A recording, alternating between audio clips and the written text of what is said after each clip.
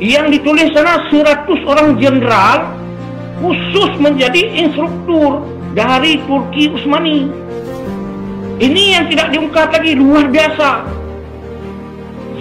100 jenderal hanya mendidik yang bernama Saruni Taruna di Akademi Militer.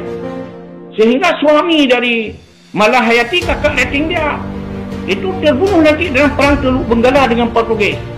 Datang Malahayati nanti, dia memimpin 3.000 pasukan perempuan janda. Dia kejar Portugis. Jadi itu di mana dikejar? Meriamnya dibuat dikirim ahli senjata. Di Banda Aceh ini ada perkampungan yang disebut orang Turki. Ada perkuburan Turki yang tidak terganggu, masih aman di Bitai.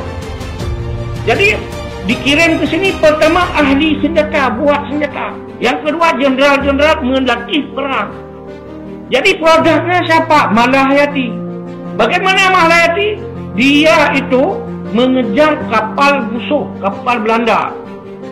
Dia berperang, akhirnya masuk dalam kapal, dia berkelahi lebih setengah jam, sampai setengah jam lancarkan. Dia bilang sama prajurit, Anda bukan lawan kami, lawan saya adalah Jenderal Cornelis de Houtman. Jadi berkelahi langsung. Akhirnya Cornelis bisa ditikam oleh Malahayati dalam kapal musuh. Ini suatu hal yang luar biasa. Ini bantuan dari pendidikan militer dari Turki.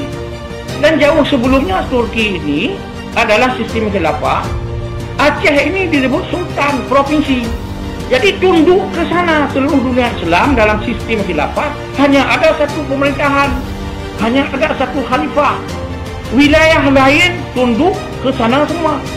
Padahal masa itu ada Aceh. Di Asia Tenggara tidak ada lawan. Aceh itu masuklah seluruh Sumatera kecuali Lampung. Kemudian masuk seluruh semenanjung Malaysia. Saat yang sama ini Aceh luar biasa gagahnya. Ada Mughal di India, Sultan juga. Kemudian ada Safawi di Iran sekarang, itu beraliran Syiah. Tambah di Maroko Idrisiyah, Syiah juga. Dan Turki itu 5 the big five lain dunia tidak ada, barat tidak ada, tenggelam saat itu.